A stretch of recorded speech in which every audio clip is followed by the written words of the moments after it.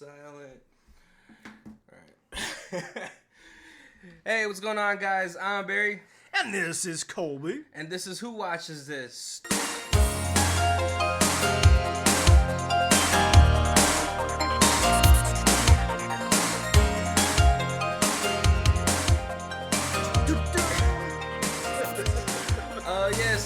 For this month's theme, Colby is the one who picked it, and I will let him introduce his theme. We are doing trapped movies. I really enjoy movies where people get like trapped somewhere, and not just like, oh, there's a bunch of zombies outside and I gotta hide, you know, or there's a killer coming and I gotta hide somewhere. But like people like they wake up and they're someplace and then they don't know where they're at and they have to figure out a way out.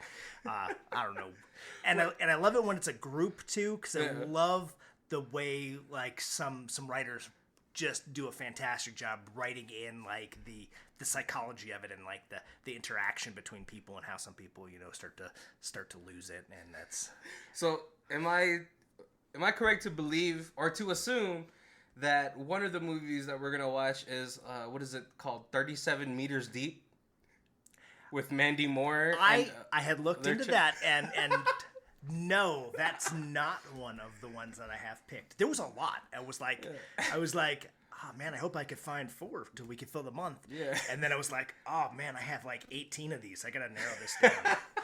Well, I just thought that was gonna be one of them. Only because it was going to combine your love of trap movies and sharks. I really did look at that one. Okay, so so since you're picking you're picking the movies for the month, go ahead and introduce the movie we're doing today. So today we're doing Cube. And like it's like on the way over here, I was thinking about it. I was like, the synopsis is some people wake up inside cubes, and some cubes have traps and some don't, and they have to climb through cubes to try to escape. End. Yeah, it really. So I watched this before Colby came over, and I usually try to take notes on the movie. Sometimes we go through the plot. Sometimes we just talk about the movie, and this is definitely one of those movies that we're just gonna talk about and not really go through the plot, because the plot is it's pretty thin, right? It is. Yeah. I mean, there's a lot of stuff that goes on, but like to talk about it, like you could talk through it real quick. I mean, like really, I was kind of joking, but that's really the plot of the movie.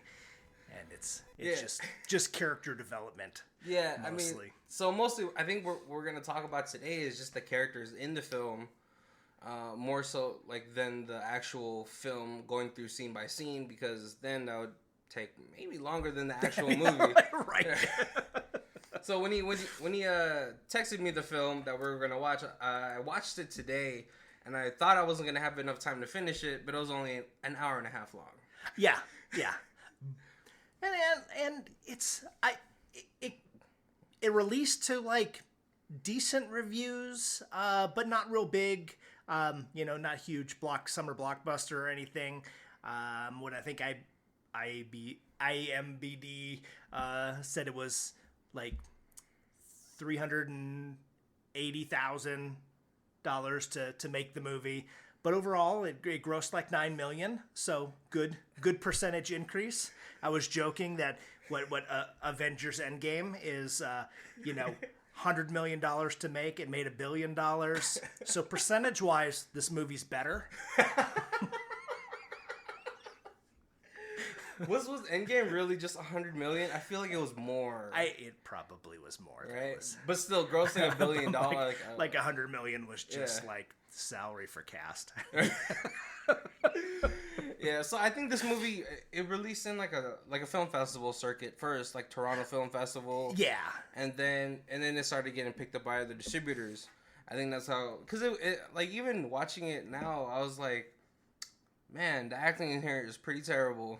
It's not that bad. Okay, but like pretty much the main antagonist of this film has the worst lines, and he delivers it the worst way. He's frustrated by being stuck in a cube. Okay, so really, like, the basic is, it's a group of people that all wake up, and they're in these, like, 14 by 14 foot cubes. And there is a small portal on each cube wall. And as they are trying to figure out what's going on, they're moving from cube to cube, and they come across a group, and it ends up being a group of five. Yeah. Well, like, towards, like, in the beginning of the movie, they kind of just stumble onto each other. Right, exactly, yeah. And then they find out that some rooms are booby-trapped. Like, you jump into a room and it lights on fire, or... Well, we learned that from the first scene, because the guy who played Death in Supernatural, I was like, man, that guy looks really familiar. He is the first kill of the film. And I'm guessing this is where Resident Evil got the idea for the laser thing. Yes. Because he gets chopped up into little meat pieces. He gets cubed.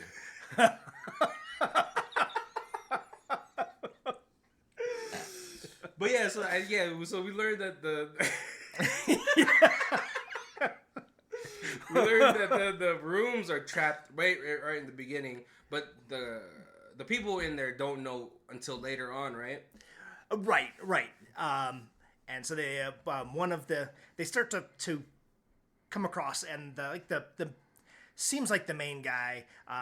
He right away he kind of takes charge. He's like, I'm a New York police officer, and he just kind of like, he's like, I'm the guy. We're gonna do what I say. I'm gonna keep order. I'm gonna get you guys all out of here safe because that's my job as a police officer. And he makes it very clear what he is. And then some of the other people are very, not necessarily secretive, but they just are quiet and well, like one lady, or they don't understand.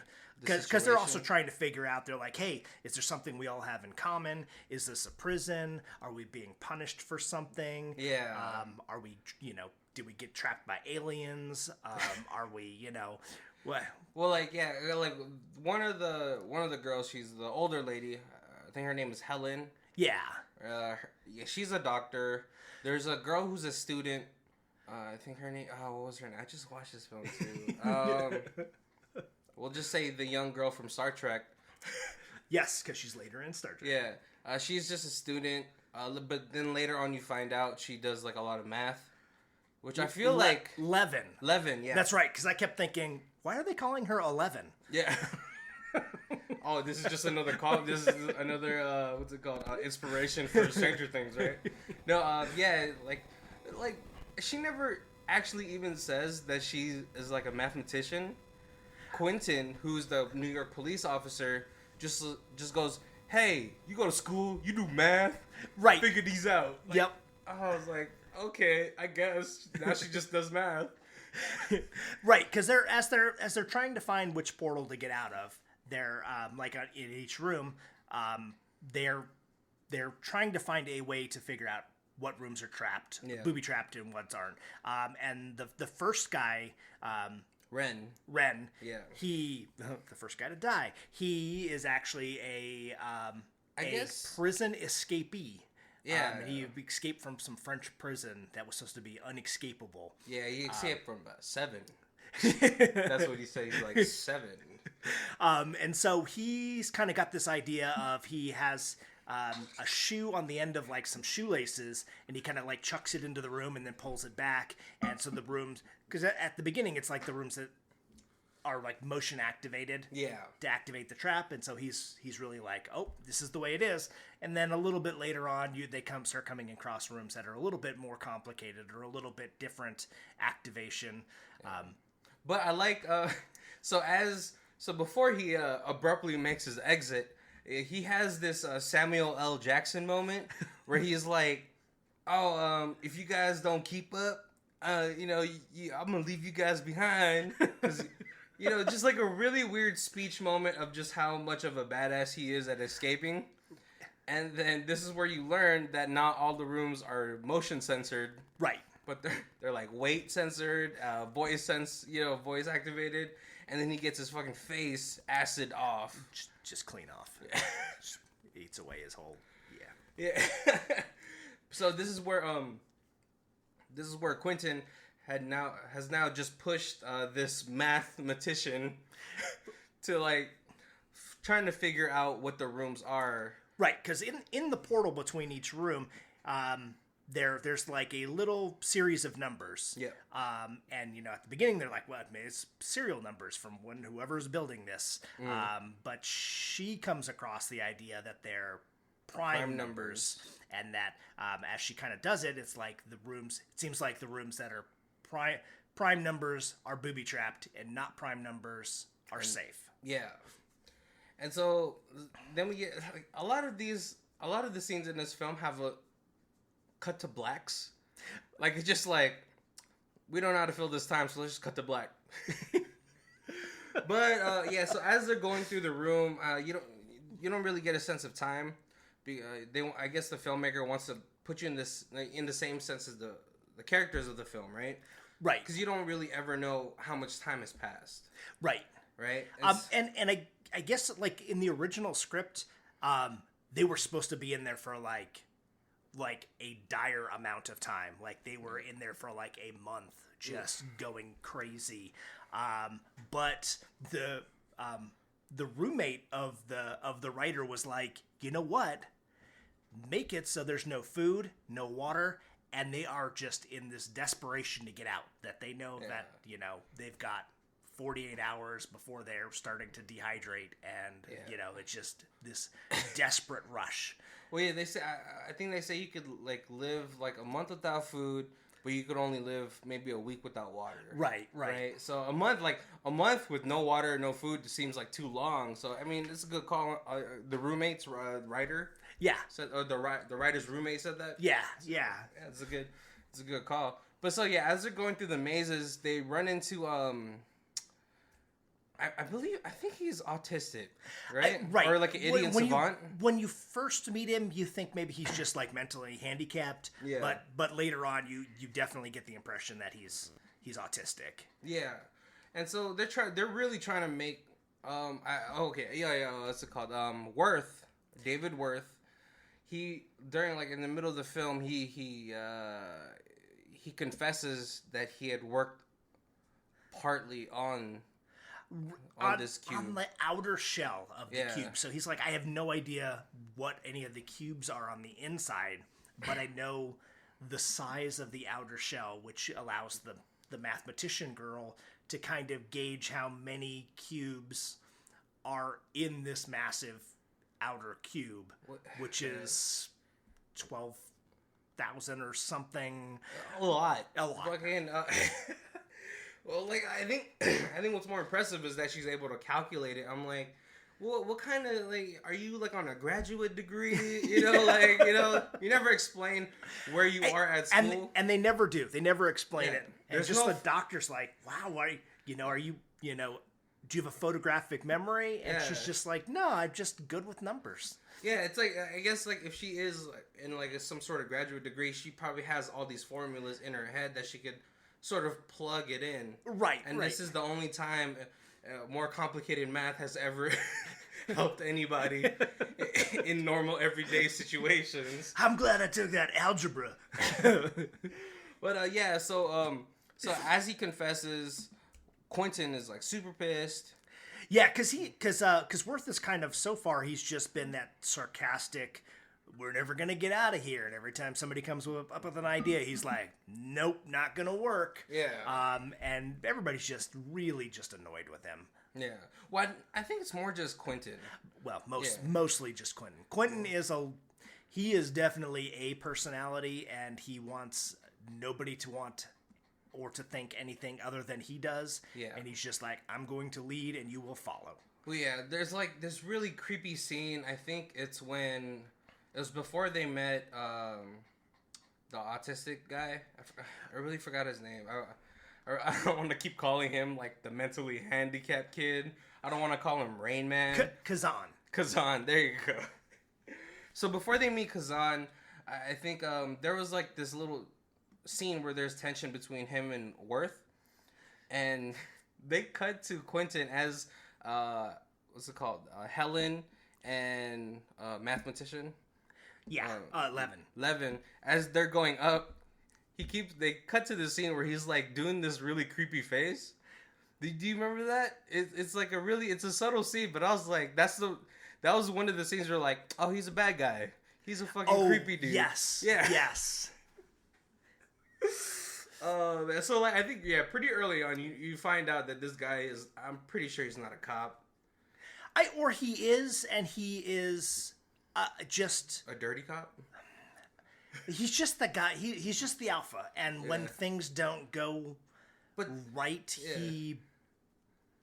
he gets a little manic.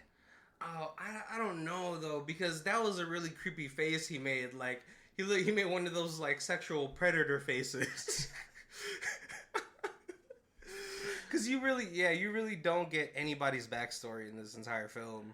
Right? Yeah. So, I mean, I guess you're taking it, like, you know, for face value, but I was like, he's not a cop. If he's a cop, he's a dirty cop. Yeah. Yes, I would guess he was a dirty cop. Yeah. But, so after Mathematician Girl sort of figures out the math, she's like, we got to keep going this way until we reach the edge, right? Yeah. Yeah, and then she actually realizes that the 3 sections of numbers are actually like plot points on a 3-dimensional graph. Yeah, it's fucking Rubik's Cube. Yeah, she's actually trying to place the cubes where they're at in this massive, the overall Rubik's Cube. Yeah. But like they never question in this entire film what's all the rumbling been about. Right? Because if it was me, I'd be like, no, we're moving. Right, and they really like the French escape artist, or like the French prisoner at the beginning. Yeah, is the one who mentions it first, so it's at the very beginning. Yeah. And he says, you know, that maybe it's just like airflow, like that's the. Oh yeah. Oh, so he just like sort of. And it's almost like he kind of puts it out there, and then nobody else questions it again. At least till much later. Yeah. Because then they do get to the edge. They get to the surface or whatever of the cube, right? Right. And this is like, I think sorry, there's a scene before this where they're going through a room that's triggered by sound, and what's it called, Kazan. They make it out with him, but Quentin is the last one to go, and before Quentin gets out, he yells out, "Yay!" Right, because he is mentally handicapped, and he makes lots of just oddball noises, and you know, when he gets frustrated, he smacks himself in the head, or he knocks his head against the wall, and so he gets excited that they're about to escape this room that's sound. It's like sound activated, and it's one of those ones where it was like, that's not a room that they would have normally gone through, but they are excited because the plot points say they are 1 cube away from the edge. Yeah, but like this is where you sort of like, then you start to see Quentin's real colors. I think he hits Kazan or something like that. Yeah, and then that's where everyone in the group is starting to like sort of realize like Quentin is getting unhinged. Right, and the doctor has been very protective of Kazan because he's handicapped. So every time Quentin gets frustrated, he seems to try to take it out on the poor handicapped kid, and the doctor always steps in. And so then it turns into this very heated battle between the doctor and and Quentin. Because now they're just hurling insults at each other. Well, it's mostly Quentin. He's the one who kind of like goes off like the edge. And it's like, it's a battle of what we think the other person is, because he's like, I'm a cop. I know people. I know how to read people. I know what they're thinking. I know what, you know, what they're going to do. So he's throwing these wild accusations at the doctor. But then the doctor's got like psychology and be like, because you're acting like this, I can predict that, you know, your wife left you and you hit your kids and then he proves it. And once it gets personal like that, then he smacks the shit out of her. Yeah. And one of the lines, I think we glossed over this. It was like during the beginning where Levine, the mathematician, she figures out the prime numbers is what's going on. Right. Like, and then he's all like, "Oh, I'm gonna be home before dinner." And then she's like, "Oh well, if we get out of here, I'll make you dinner." Yeah, yeah. And so there's like a little thing going on, but then Helen, the doctor, she goes, "Yeah, I can see why your wife left you. I bet you hit your kids, and you have a thing for young girls." Right. And yeah, that's when she gets smacked. I mean, but she's probably spot on. Right. You know? Yeah, and you could tell by his face that she is pretty close to accurate. Yeah, because it's getting crazier and crazier at this point. Yeah, but they do reach the edge. And they see it's just like this humongous structure. Right, and it is super dark, so they don't know really where they are. They just know that they certainly can't see the ground. They can see the outside structure, but it is too far to reach. Yeah. And it is like there's no obvious doors or windows or anything. It's just like the outer outside structure. It's just a solid. It's just the outside of the other cubes. Right. And so Helen, she volunteers to go check it out. So they all like take their clothes off and tie it around her, and she goes and investigates. Yeah, because they're all wearing the same thing. They're all wearing like a jumpsuit, basically. Like pretty much, yeah. So they kind of take that off, and then they're all in like boxers and t-shirts. But then they can tie the jumpsuits together and have a pretty long little makeshift rope. And so she goes and investigates, but then the cube shifts, and Helen almost falls out, but then Quentin saves her. Yeah, he catches her, and then there's this Scar moment. Yeah, this from the line. 30-second stare down between the two of them, and he does the creepy smile again. Does the creepy smile? I mean, in my mind, like, okay, so like maybe if you're just like a murderer, you wouldn't have even tried to like save her, right? But he goes through the whole trouble of like trying to help her. And then, like, grabbing her hand, and then he does that creepy sexual predator smile. Right, and so that's where I, like it goes back, like, he caught her, because he's still got that cop instinct of, I gotta save people. Yeah. But then as he looks at her, he's like,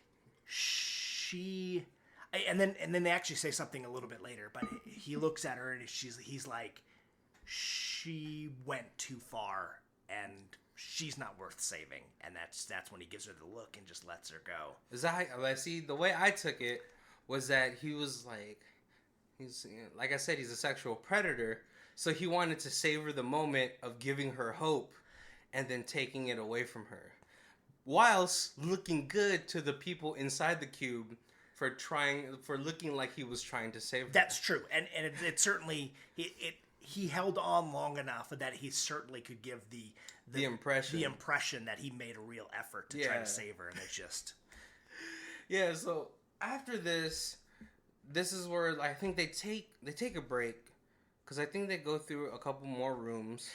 Right, because at this point they're super frustrated, and they're all fighting, and they're all arguing, and they're like, they now feel hopeless. Yeah, well, I'm pretty sure the fight was really just Quentin versus the other three. Right, and a lot against Worth. Yeah, because at this point, Levine, because is this the point where he and Worth get in a fight and he beats Worth with the one remaining shoe? Oh well, no, that happens after the scene where they do take a nap, right? And then Quentin takes Levine into another room. He takes Worth's like little boot, and then takes her to another room. And then this is where he has this whole rant about being able to have X-ray vision and looking through people, and it was a really weird rant. And I was like, I don't know who to blame, the actor or the writing, the dialogue. But that's when Worth and Kazan come back into that room, and I think this is where they have the altercation. Right. Yeah, because like at this point, Levine is like super scared of him now. Right, and and he takes Levine, but it's in a way where it's like Worth worked on this, so he is definitely an inside man, and he should not escape. Well, he's saying and that the handicapped person made noise and is just a loose cannon and almost got me killed. So he's not worth my time. Yeah. But you and I together, you with the brains, me with the brawn, we could make the perfect team and escape this. And then he gets a little touchy-feely. Oh, yeah, he definitely, he gets Predator-like. Yeah. But he's like saying Worth and Kazan are traps. He's like, they're traps. They're trying to kill us. This is where the paranoia starts sitting in, right? Yes. Oh, yeah, absolutely. I mean, it's already been like infesting inside of him. Right. Yeah. So, I mean, there's just... because he's kind of in the back of his head, because he mentioned to the doctor a few times, but it's been in the back of his head that Worth was a plant since the very beginning when he first met him. Yeah, he didn't like him from the beginning. He's like, here's something shady about him. I think he's the plant. Yeah, because he wasn't, like, in his eyes, he wasn't even trying to help solve the whole thing. When Worth already kind of knew it was sort of useless at that point. So, what's it called? After that, this is where, this is where Quentin beats Worth. Pretty much, right? Yes. And then he's like throwing him through rooms to make sure it's not trapped. Yeah. But how does Levine figure out that there's a bridge? So one of the rooms has a plot point that doesn't fit within the cube. She's like, hey, everything else is very structured and very ordered, but one of them has a number that would seem to plot this outside of the cube, and I don't think that's right. So maybe my idea of where we're at is wrong. Yeah. Because they end up back into the room with Ren. Yes. Yeah, because Quentin throws him down, and then he starts laughing, and they're like, what the fuck is he laughing about? And then it's Ren's dead body. With no face. Yeah, and so this is where Quentin sort of mentally breaks down, and he's like, we're never going to get out of here. Yeah. And I think, Worth, he opens the door, and he's all like, this is the place where Ren died. Yes. And that's where they figure out the rooms have actually been shifting all over the place, which makes Mathematician Girl figure out that there's some mathematical point where it would all go back to some bridge. I still don't know how she got to the bridge. So she comes up with that if there's one cube that's outside of the Rubik's Cube, then that must be the doorway in and out, because there is basically a cube worth of distance between the cubes they're in and the outside structure. Yeah. So mathematically, she figures out that it's the room they started in. Right, because she does some math, and she in her plot point, she figures that every room moves so many times before it gets back to its original position. Yeah. And so she remembers, I think the first room that they all meet in was 27, which would be the next, I guess, the one that gets to the bridge. Right. But so as they're trying to make their way, the thing is, like, how they're going to get to that is that she figures out that some mathematical thing. There's so much math in this fucking movie, dude. So they go into a room that's trapped, and it shouldn't have been by her theory on the prime numbers. Yeah. So it turns out it's prime numbers. The number. Oh, the factors. The factor of the prime number has to be prime. Yeah. And so this is where she starts to lose hope, because she can't do the calculations in her head. Yeah, she's like, it's going to take me a day to do every single room. Yeah, and she's like, I need a computer for this, because I can't calculate it in my head. It's too astronomical. And when she says that, Kazan, when she says the numbers, says 2.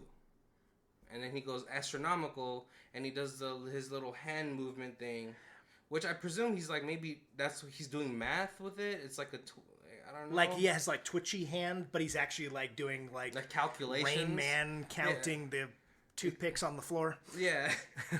so they use Kazan to navigate through the rooms, but as they're navigating through the rooms, Worth tries to stall Quentin.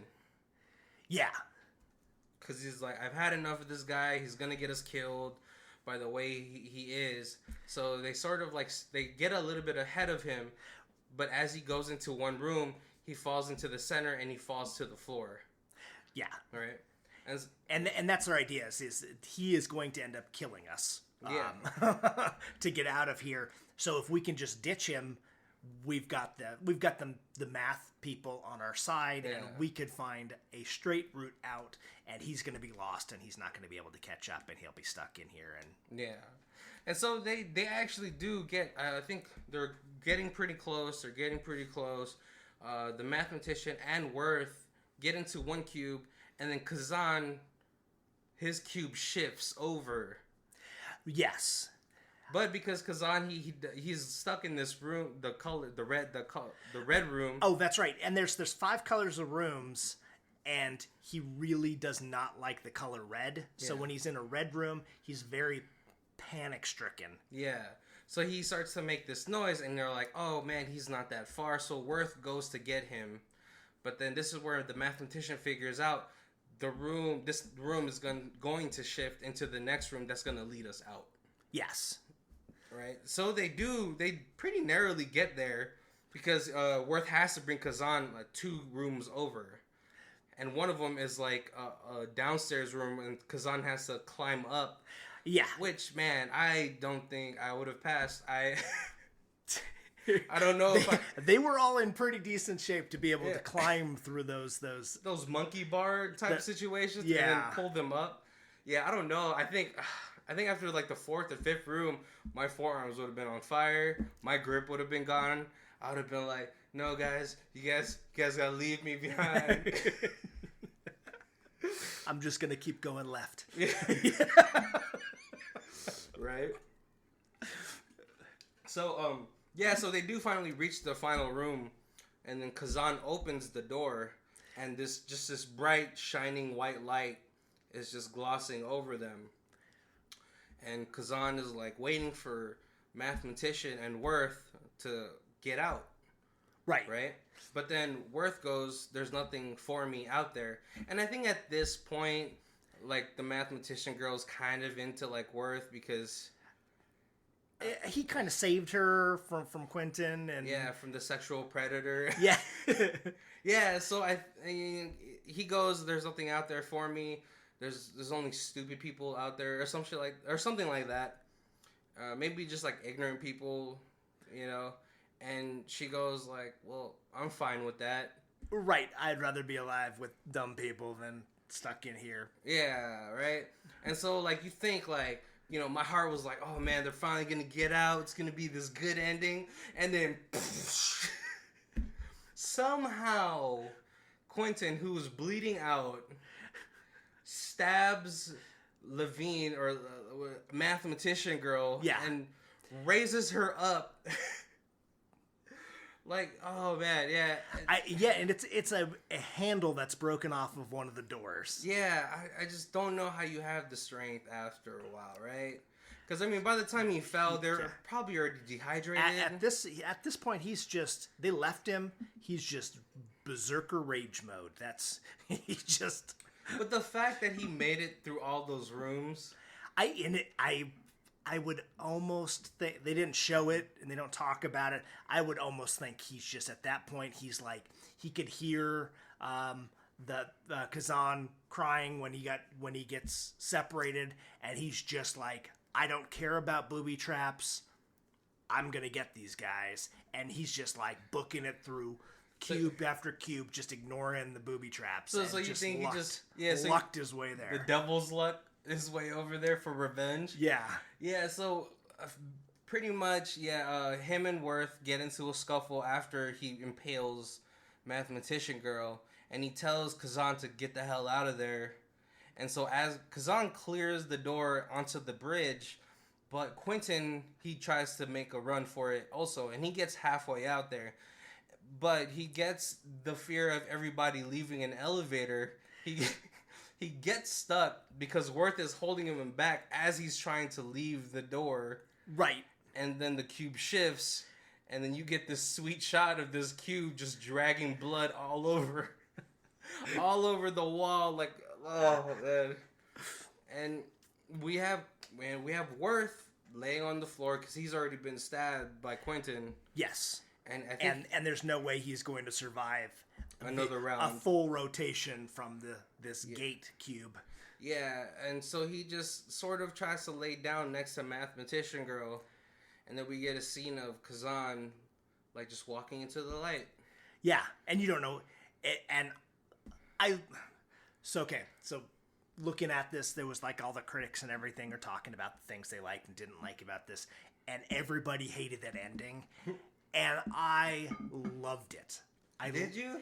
I mean, like, certainly you want more people to escape, and you know, you didn't think it was just going to be Kazan, the handicapped guy that makes it out, but that just walk into the light, it so reminded me of like if this was a TV show, like an Amazing Stories or a Twilight Zone or an Alfred Hitchcock Presents, or like and Black Mirror. Yeah, and they just don't have that much time to explain where it's going, so it just kind of ends with them walking into the light, and then it just credits roll. I dug it. I thought that was the perfect way to do it. There's just like no resolution, you know? I guess this is where it's coming, where it's like, yeah, it's an open ending. But I want to remind you the movies that came out during 1997 also. Seven with Brad Pitt and Morgan Freeman. I don't know any other movies, but I need a resolution. Even if it's aliens, if there was just a slight outline of some grays or something. But no, he just walks and then cuts to credits, and I'm left empty and broken.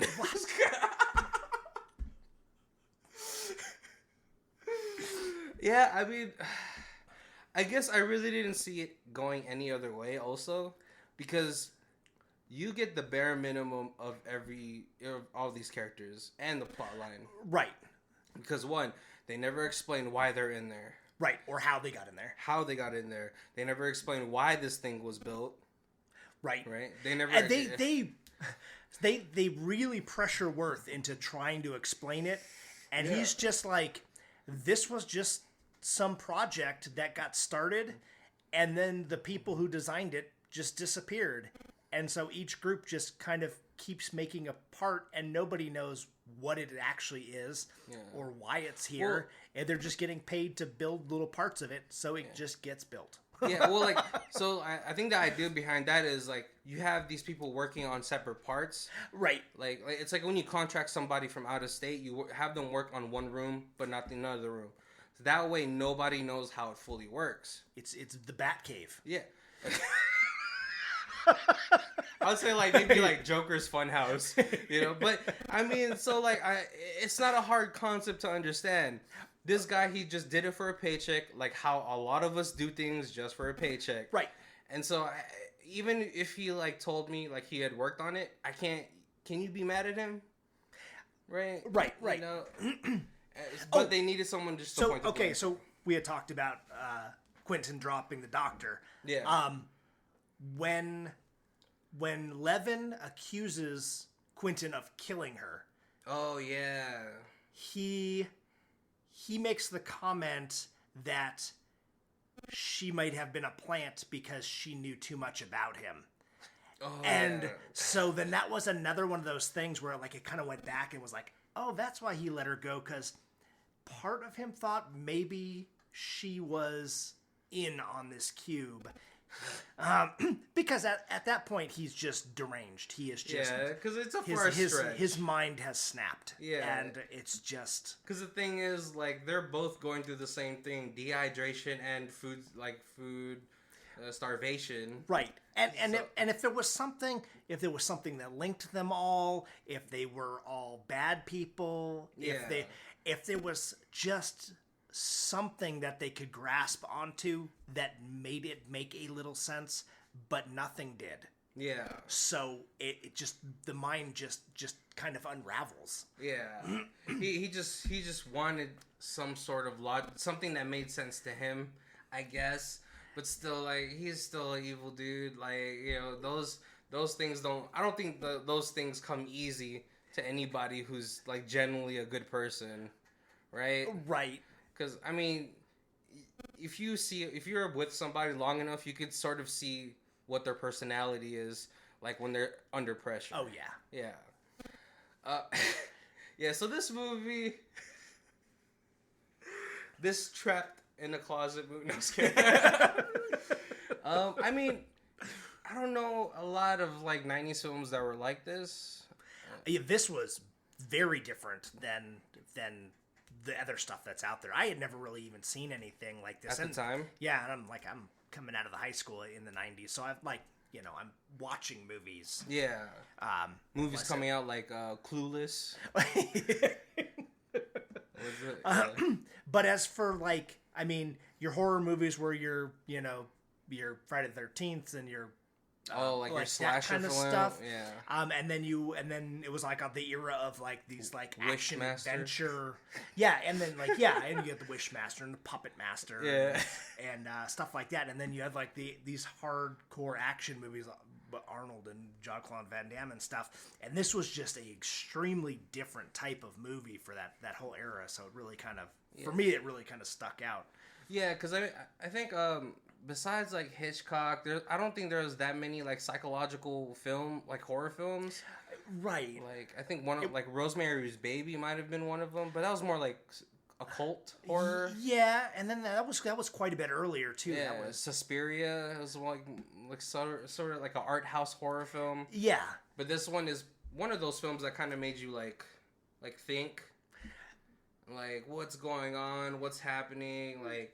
It made you wonder why all that was going on. Right. And so, do you think this is, like, one of the films that made sort of, like, psychological horror films start to really pick up? I think it definitely had an influence. I mean, it was that jump from like Twilight Zone and Alfred Hitchcock Presents and stuff like that. Oh, Outer Limits into an actual movie, like a full-blown movie.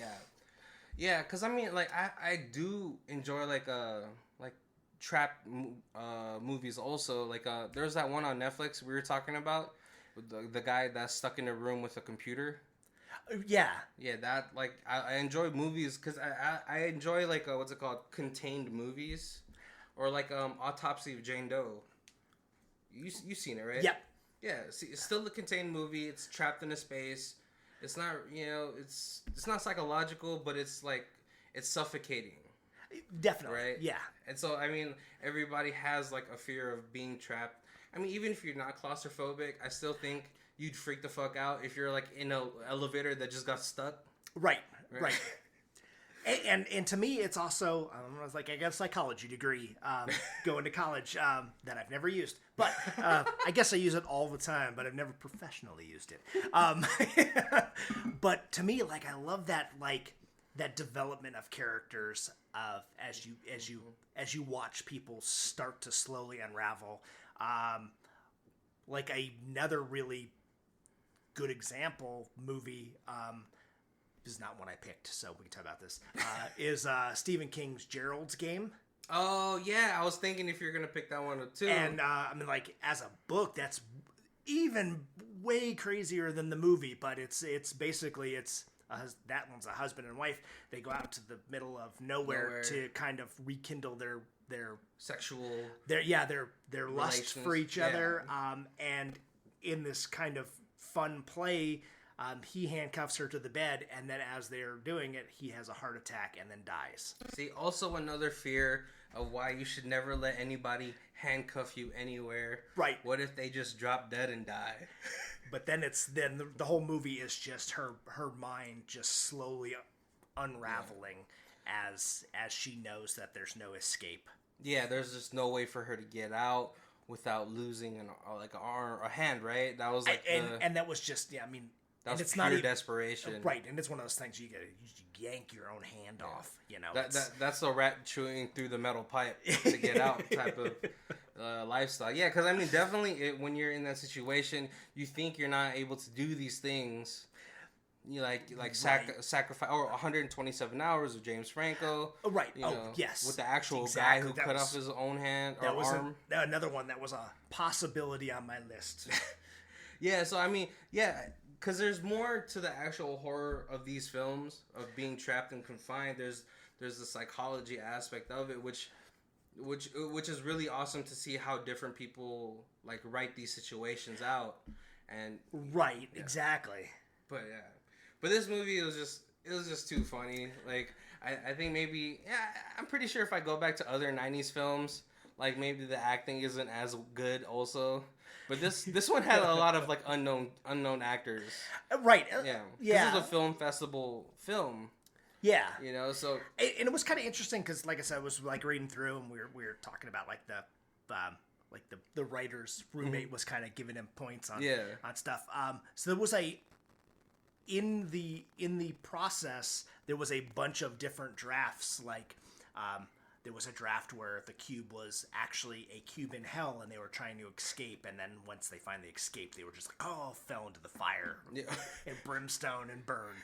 And then there was a very fantastical version where it was, instead of like these kind of high-tech scientific traps, there was like a roaming monster in the cube. And there was one cube was like the clear Jello from living Jello from like Dungeons and Dragons or the Blob. No, that reminds me of also. I'm pretty sure this is where they got the idea from. Remember, Cabin in the Woods had monsters in cubes, so maybe I know that part of it was like inspired by the cube.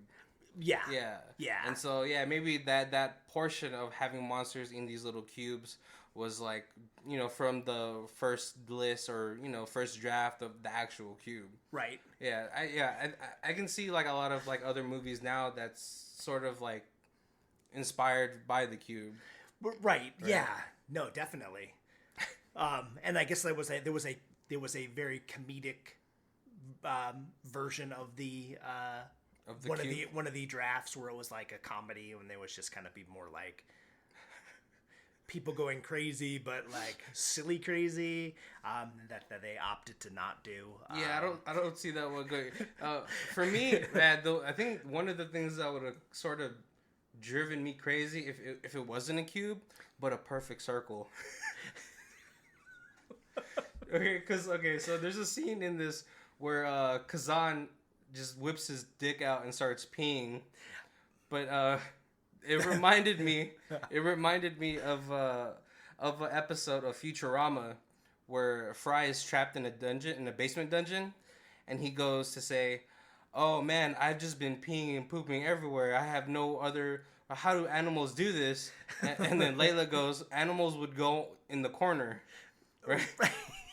And so my fear is that if this room was a perfect circle, there's no corner for you to go in. And it would all pool right in the middle. And it would all pool in the middle. Yeah, exactly.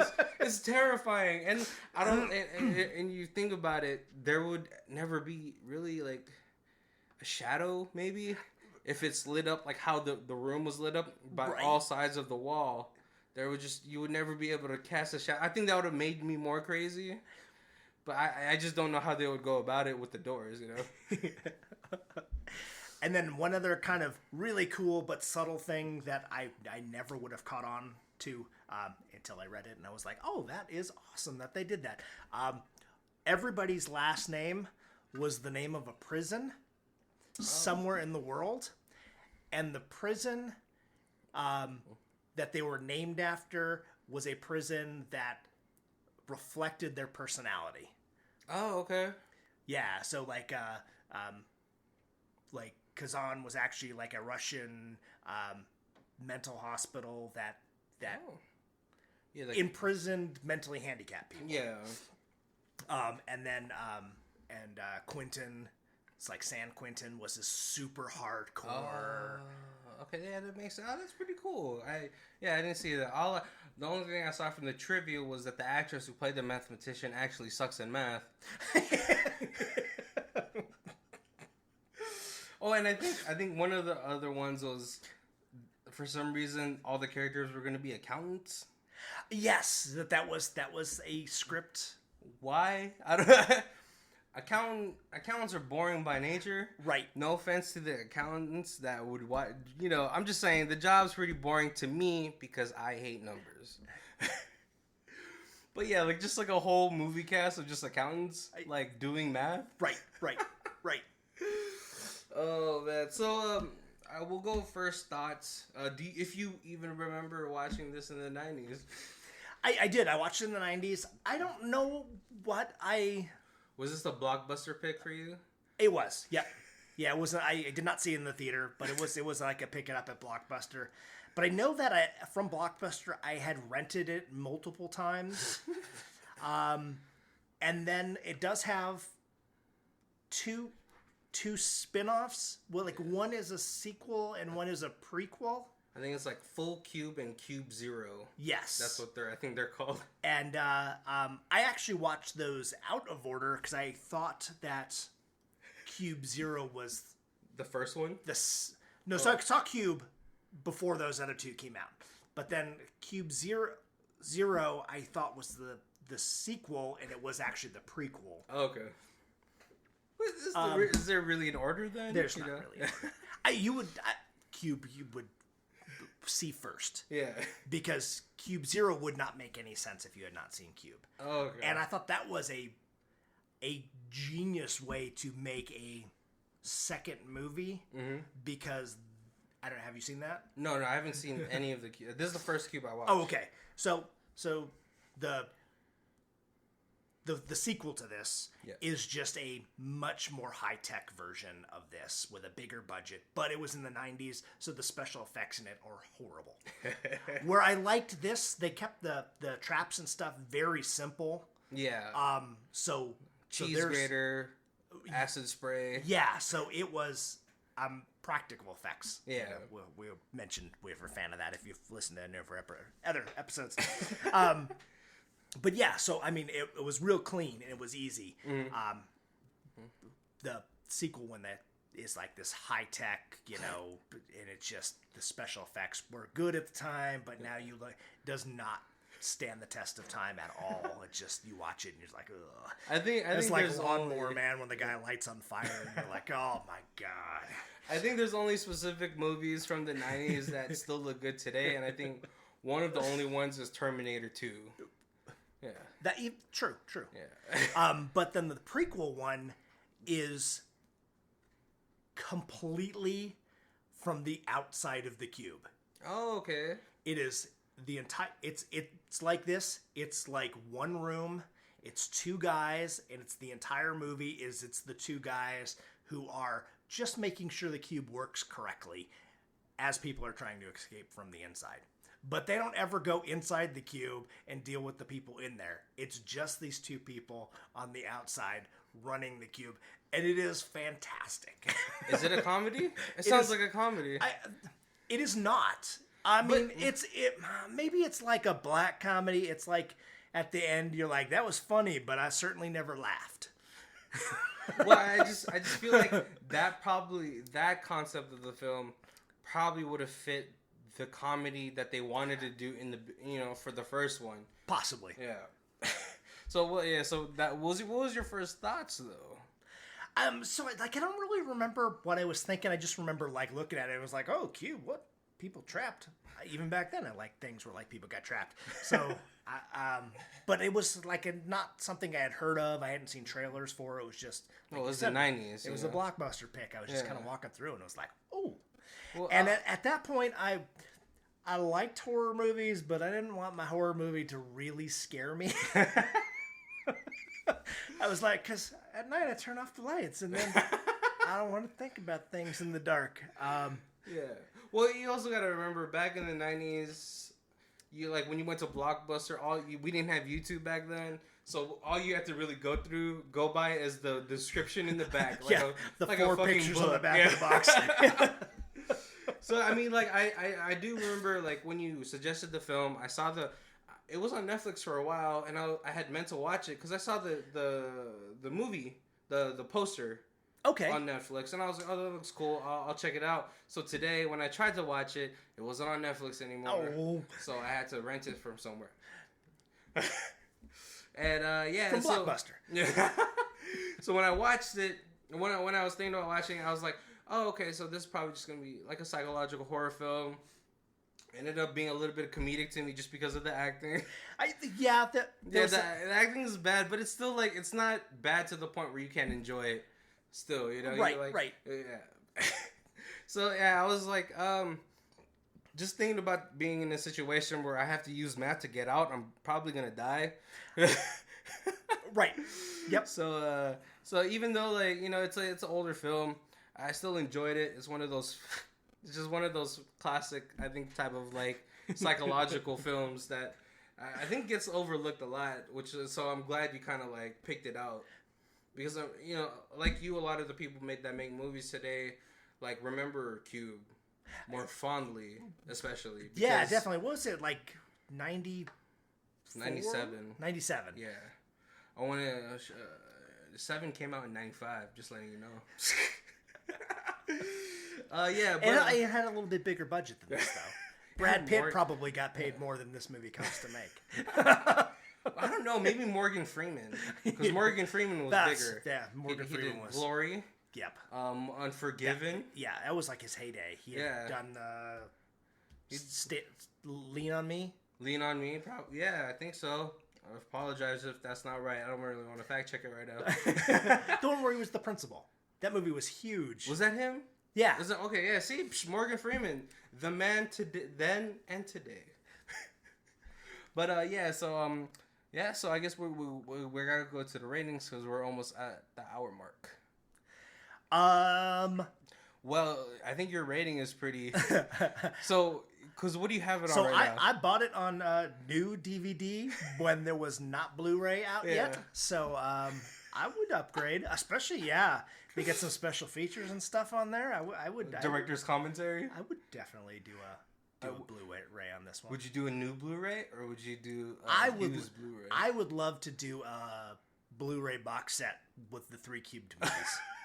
That's even a step up. It's a bigger commitment. But I don't. Okay, so I know you want the box set, but I'm pretty sure they have all 3 movies on one. That's not a special. That's just like one of those sets that they put from like those studios that pick up like yeah they probably have that, so I guess you could buy that, right? That's true. But would you want it like a fancy box set in a cube, in a special cube? I would totally spend it. I wouldn't go like $60 or anything on it, but I would. You would buy it. I think you would buy it in a fancy cube. Yeah, in a fancy a fancy model of the cube. I'd probably do $39.95 on that. That's so much money for a box set. Well, I guess it's not a lot of money. You're pretty much for the film, because I'm pretty sure you can get the movie for like $10, all 3 in one Blu-ray, but you're paying $20 extra for the fancy cube. Yeah, because you probably DVD new. This is one of those ones that's in the $3-4 bin. Walmart. Well, me, I do like Blu-rays, and I would buy this used Blu-ray, which would still probably it would be at Zia Records or one of those record shops for under $10. So I would buy it because at least in the Blu-ray you would get all the special. I want a special commentary. I'd watch it with the director's commentary. Yep. And all that stuff. But I just don't think they might not have enough. Also, just because it's such an older film. So this is a while ago that I bought it, but my DVD has its widescreen one side, and you flip the DVD over, and it's standard TV the other side. But does it have the special like features and stuff? It's got very little. Very little. Yeah, I feel like a lot of the films, like one of my favorite horror films, which is also a contained film, is Event Horizon. But a lot of the the movie got really cut up. You could watch a whole bunch of YouTube videos on this where they lost a lot of the footage that they had to cut out because they had put it in some silo in like Europe, and then that silo caught on fire. Oh, jeez. It was just, I was like, oh man, because I wanted to see the director's actual director's cut. They never let him make one. Yeah. So I just feel like, yeah, a lot of films like back then kind of like got caught up in some weird studio copyright thing where maybe, you know, so yeah, maybe even if you get the Blu-ray, you might not be able to get the special features for the first movie. Probably for the other two. Yeah. Because the other two, what did Cube 2 come out? Or Full Cube? Was it Full Cube? It was a. I guess if it was 97, maybe it was like 5 years later. Maybe it was like 2004. 2004. Okay. I was looking at the list, and I think, what's it called? When did Zero Cube come out? It's Google, my best friend. I'm really glad I didn't have this during like high school, because then I never would have learned anything. I know. I'm like, I used to have to ask my mom and dad for answers to questions, and now it's like, Uncle Google is right here on my phone, and he knows actual facts. Well, yeah, but then again, your parents were your mom was a educator, right? Yeah, she was a UNLV or a college professor. Yeah. So, well, now you guys know that we're from Las Vegas. Let me see the Full Cube series. Wow, this really did make $9 million off of $300,000. That's a success. Right? That is a success. Oh, Hypercube. Cube 2 Hypercube came out in 2002. Okay. And then the prequel Cube 0 came out in 2004. So that's actually a pretty tight grouping for it. You know, it wasn't ever like in too much of a long production. Right. Like, yeah. And then I remember seeing someplace that the rights to the movie had been bought because they were planning on doing a remake. Oh, are you excited for that? But no set date or any it's just real like information. In limbo right now? In limbo. But are you excited for a Cube remake, though? Oh, I'd go see it. Do you think... Because the second one would have been really good if the special effects were not 1990 special effects. Yeah, I mean, it still had a small budget, so it's like bad Sci-Fi Channel. That bad movie special effects, yeah. Let me see, man. They don't even have the production budget for it on. But yeah, I mean, it is it's one of those films. Like, if you do enjoy any kind of thriller or horror film, definitely give it a watch. It's sort of like the grandfather of like all these. Of the psychological thriller. Psychological contained, like, trap thrillers and stuff like that. But yeah, so what do you have anything on the docket for next week? I do. So, I've got a couple that I've picked out. I think next week we're going to do Phone Booth. Oh, with Colin Farrell? Farrell. Yeah. Yep. Oh, I remember watching that in the theater. I remember seeing the original trailer for that and thinking, this is the dumbest movie. How did they get budget to make a movie about a guy trapped in a phone booth in New York City? It was literally like out of the theater for like 8 years before I saw it. And then I finally saw it and I was like, that movie was fantastic. Oh, I watched it in the theater. I watched this movie and I was all like, because, you know, when this movie came out, was it 2004, 2003? Something like that, yep. Movie tickets were like $6 at night. And I was like, let's go see how dumb this movie is. And it was the edge of my seat type of thriller. Yep. So I'm pretty excited to rewatch it. I haven't rewatched this film since I watched it in the theater. It's been a minute since I've seen it too. Because it's sort of like, once you see it, you're like, oh man, that was so good. And then you talk about it, but then you feel like, I can't watch it again. Right. Yeah. That's the drawback of the psychological thrillers. A lot of them you can't like sit down and rewatch right away. Yeah. Like, it's been a while since I watched Cube, even though like I own it. It's been a while since I watched it, so I watched it like 2 days ago. And I was like, I totally forgot about how good so this movie much is. of that movie.